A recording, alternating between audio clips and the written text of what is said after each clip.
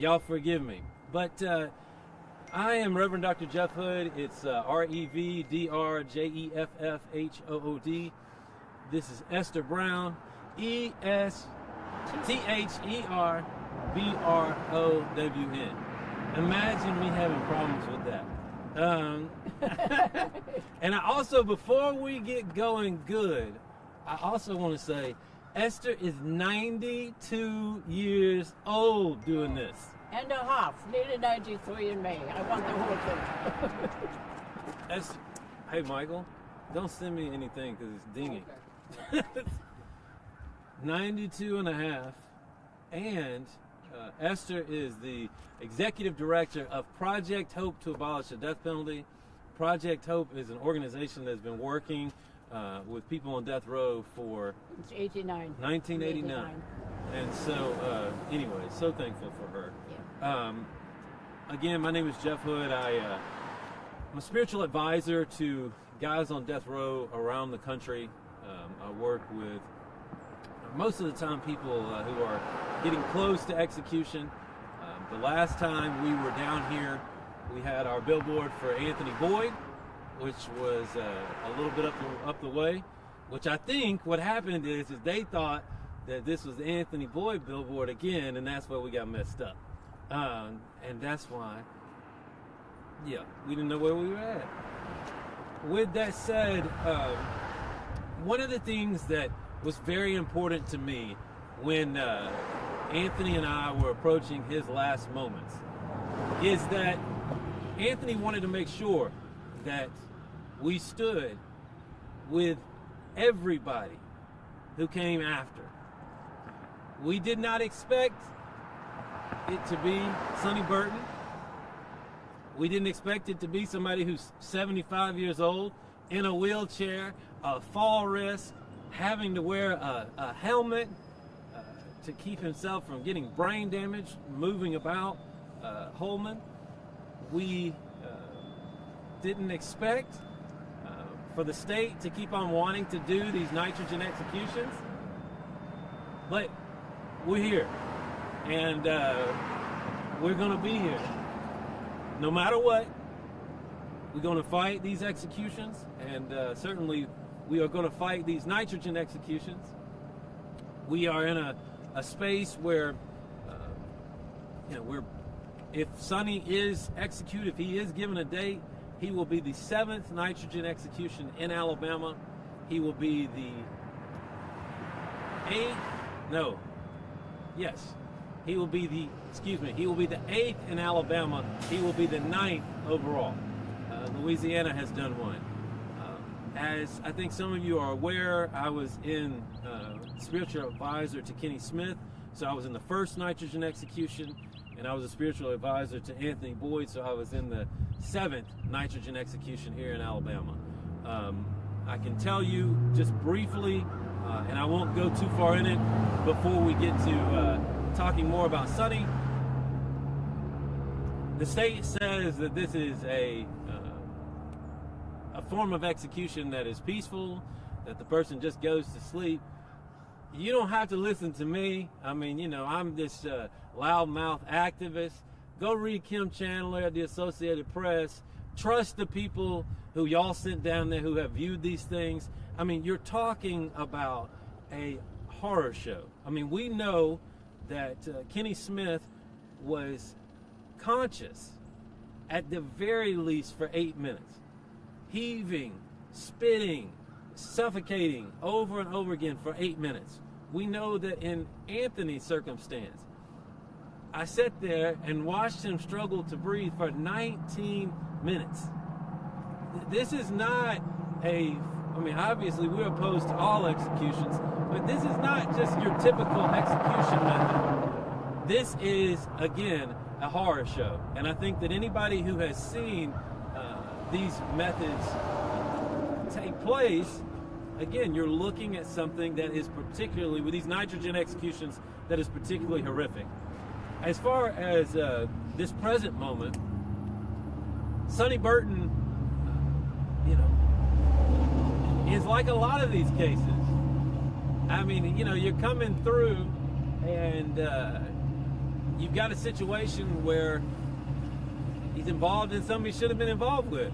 Obviously, he's involved with robbing this auto zone. Shouldn't have been there. Shouldn't have done that. Shouldn't have been a part of it.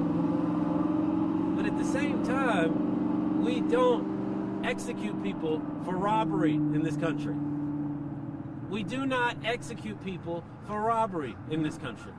And what we are talking about in this circumstance is we are talking about a man who did not kill anyone.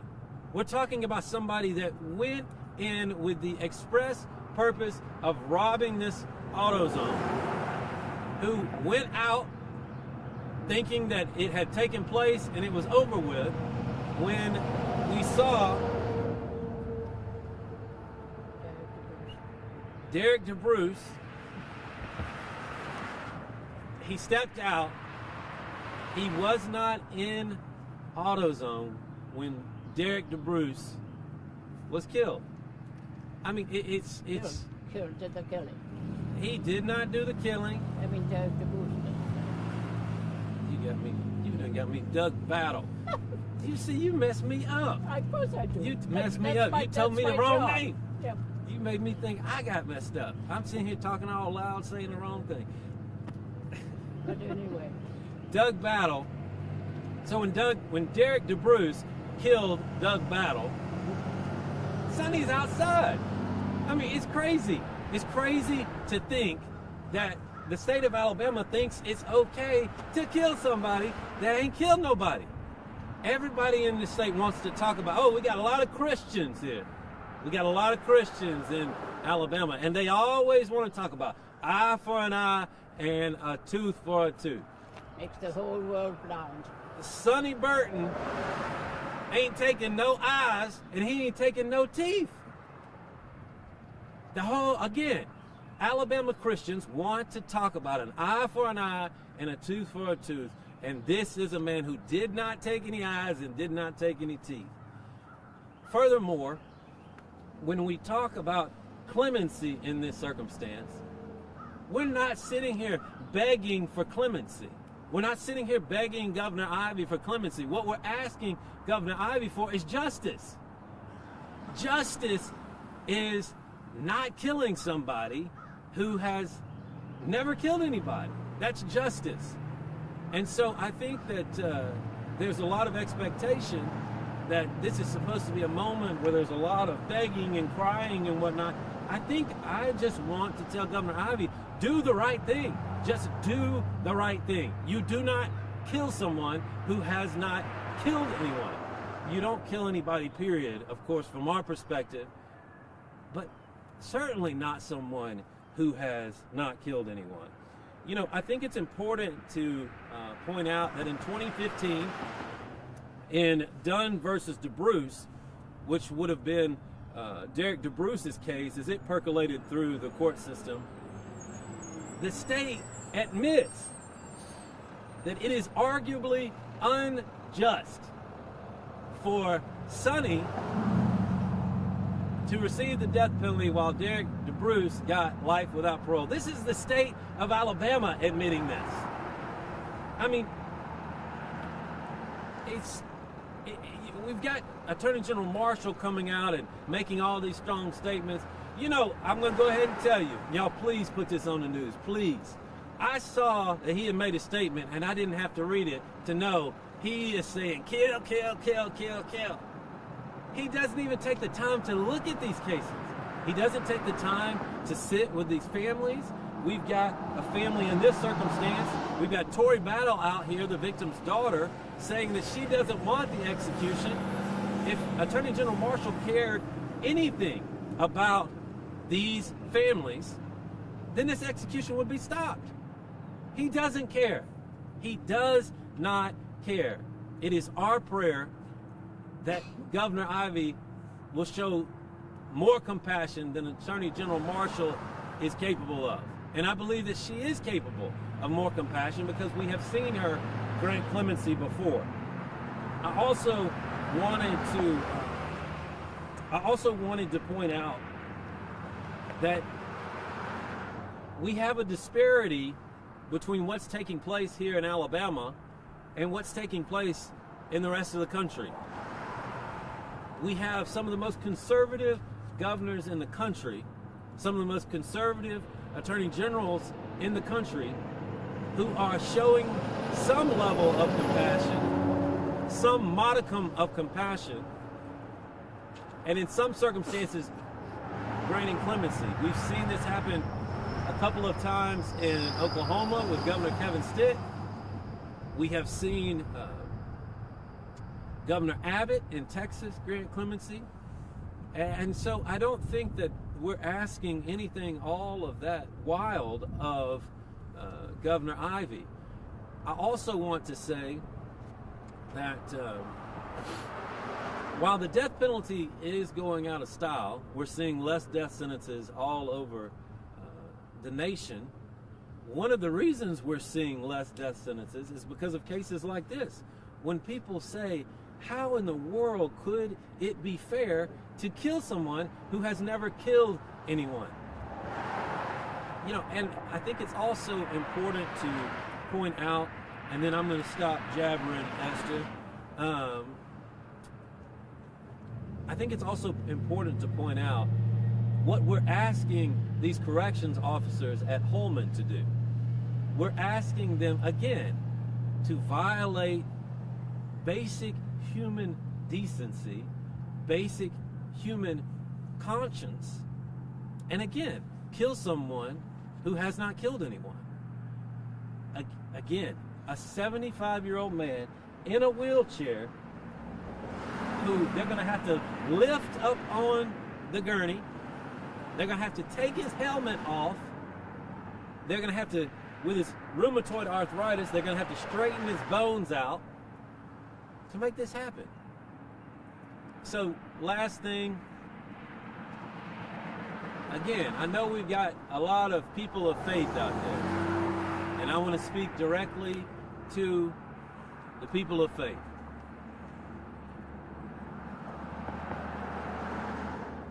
Would Jesus execute Sonny Burton? I mean, and if you have to pause and take a second to think about that question, then I would argue you don't know a whole lot about Jesus. Esther Brown, y'all. Okay. Thank you very much. I just want to address this to Governor Ivey because she has said, and I bring that up at every execution, all life is sacred. It is. In this, and I understand it is difficult for her to do the right thing, surrounded by the people she's surrounded by. I do understand. People who actually, to me, don't seem very educated because they will talk about closure. And closure has to come from within. It's not anything that anybody can give you. I know that. I've been there.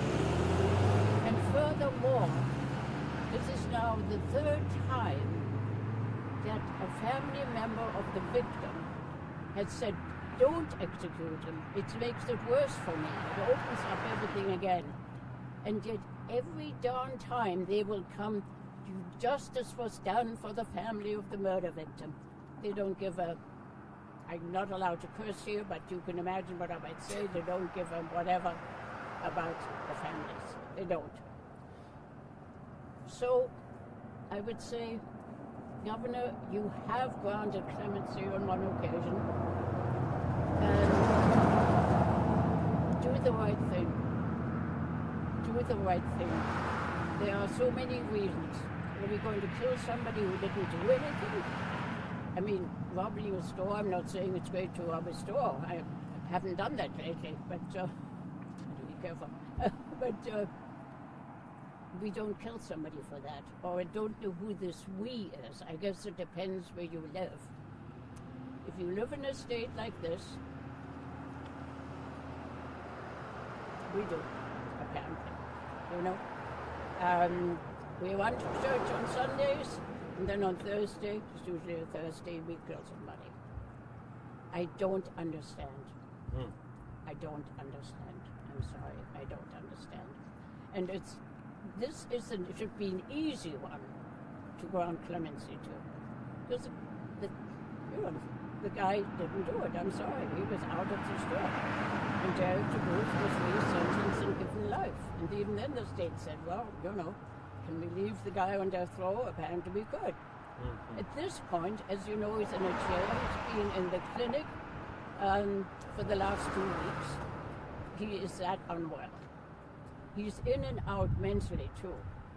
So I think that's important to point out too, is that anybody that has had communication with him is very aware that his mental state is not the greatest. I mean, my interaction, I've had minimal interaction with him, but my interaction with him has been, you ask him a question and he answers to the wrong question. He doesn't answer the question that you ask him, he answers to a question that you didn't ask him. I think that, I think that also speaks to the fact that life without parole is no easy... It's the other death sentence. Life without parole is no easy path in the state of Alabama. I mean, I don't know if anybody's watched the Alabama Solution, but we're in...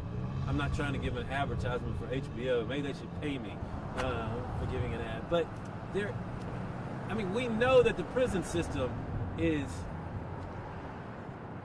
about as horrible as it gets. One of the most horrible in the entire nation. And so I think it's important to state that we're not asking for Sonny Burton to be set free, open the doors. What we're asking for is life without parole, for him to be granted clemency, and for him to live out what few days he might have left in the worst prison system in the country. It's that blatant and that apparent. So, I think that's it for us. Y'all have any questions? Any thoughts? Can you speak about the billboard? What are the tactics in bringing more attention? Sure. Well, I think it's important to state that we've got, there were a lot of options as to where we could have put this thing. And it's important for us that the people where these cases come from understand the consequences of the death penalty. I think probably the most horrible thing about our system is that there's such a gap between a judge that gives a sentence of death, a jury that votes for a sentence of death, and when the thing actually takes place. This thing happened in 1991. And 6 jurors would now have voted differently. That's also 6 jurors now say they would have... And one wrote an article, you would have seen it, as the daughter of the murder victim. For anybody who's keeping score, I would have been 8 years old in 1991. And the reality is, and this is not even... this is a piece of the conversation, but not even the main conversation. How many of y'all... Well, first of all, I bet y'all wasn't born in 1991.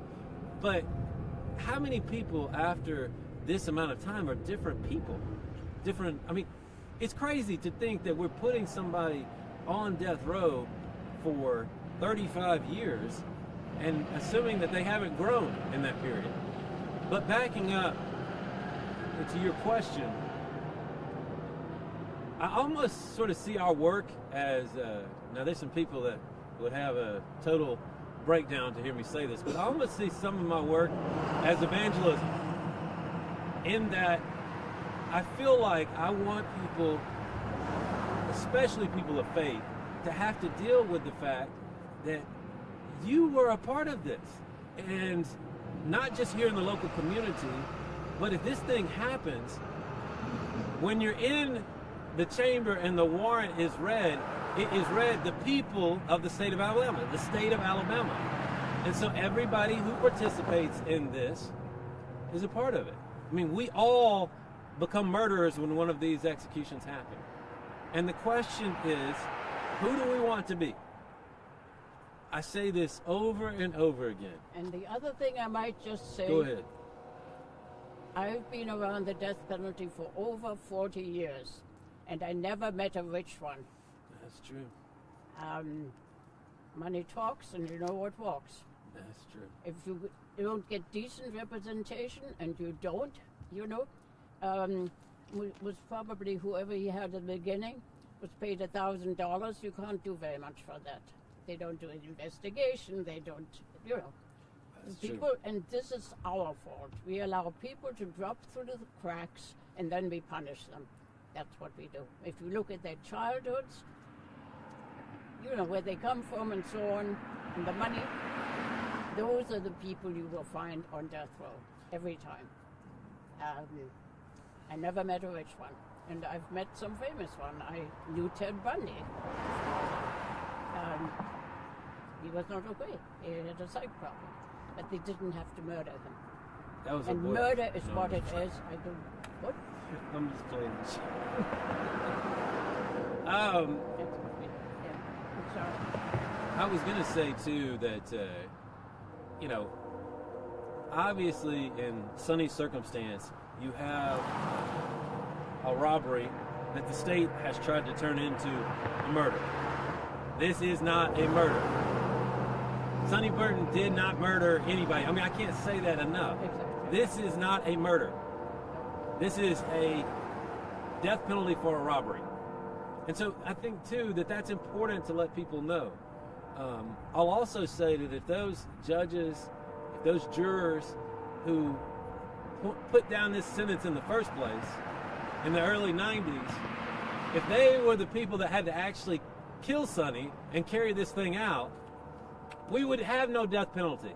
The only reason we can have a death penalty is because we're so far removed from actually carrying out the sentence. I mean, how many people here want to go down to Atmore and kill Sonny Burton? I mean, I realize there's some weird people in Alabama, but I can't imagine anybody jumping for joy at the thought. So why are we expecting these corrections officers, these low-level, low-paid corrections officers, to have to do this for us?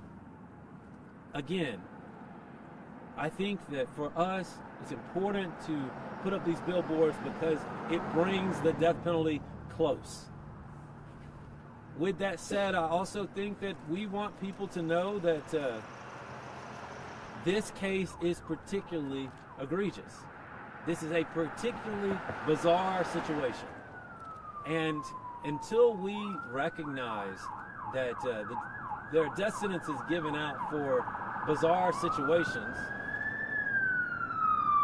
One second. Dang, he rolling. That's how fast I want him to go if I'm having a heart attack. I want people to know that these egregious situations are happening. I don't want people to just be able to drive by and not think about it. And the reality is if we get 4 or 5 people that look at this, that have to actually think about their role when it comes to executions, that's worth every penny.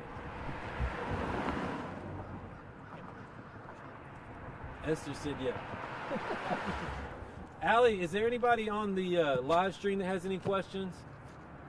Nobody that has questions yet, but there's somebody that was asking for the billboard. If you could send that to us afterwards so I can get it to him. Allie, did you have something that you wanted to say? Yes. All right. Introduce did want to say. Yes, introduce yourself so they can hear you. I don't know if they can film you, but they can hear you. Yep. Good morning. My name is Allie Sullivan. I serve as the board chair of the Execution Intervention Project. And I just wanted to talk about a couple of things. And I know Jeff has touched on this already, but I mean, this case is not unique in the fact that prior to anything that got Sonny onto death row, his childhood was marked by just a horrific level of abuse. And this is a troubling pattern that we see over and over and over again. And I think that in addition to the fact that Sonny was not culpable to the degree that would warrant a death sentence. We don't believe in executions for any case, but the fact that he didn't kill anybody, that is reason enough for him to not get the death penalty. The mitigation of his childhood. I mean, there is no real reason that the death penalty needs to stand in this case. And I also wanted to talk about, in the discussion about the disproportionality of this sentence, and I think Esther touched on it too, there are serial killers that don't get the death penalty. In fact, most of the serial killers that we would consider are some of the worst don't actually end up getting the death penalty. A couple years ago, I stood in a medium security federal prison, and across the room with no shackles, no guards, nothing, there was a man who had killed over 120 people. And he didn't get the death penalty. He's living it fairly easy in a medium security federal prison. Meanwhile, people like Sonny, who are at the end of their lives, who are disabled and living with a tremendous amount of pain, they're going to be executed. And I mean, I also deal with chronic pain, chronic illness, autoimmune issues. Granted, I'm a lot younger than Sonny, but I can understand a little bit about what that is like for him, and it just breaks my heart knowing that he is in just these horrific conditions in the state that he is in. Before I got into this movement, I was actually a caregiver right out of high school, and I primarily cared for people that were on hospice and or had really significant mobility issues, and I cared for many dozens of people through the ends of their lives. And since then, I mean, I always think about the death penalty because we're losing a lot of people to the death penalty. And yeah, it's different than it was when I was losing people left and right just because they were passing away on hospice. But we were doing everything we could to make their last little bit of time as comfortable as possible as they were at the end of their lives. And so to know that Sonny, who is in a similar condition as a lot of the people that I used to care for, and that he is not getting anywhere near the degree of care